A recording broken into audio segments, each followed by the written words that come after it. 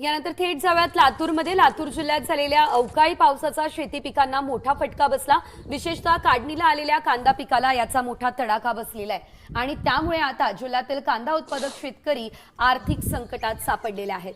लातूरच्या आपण पाहतोय निलंगा तालुक्यातील दगडवाडी शिवारातील शेतकरी उत्तम खोंड या शेतकऱ्याच्या 4 एकर क्षेत्रावरील कांद्याचं मोठं नुकसान झालंय।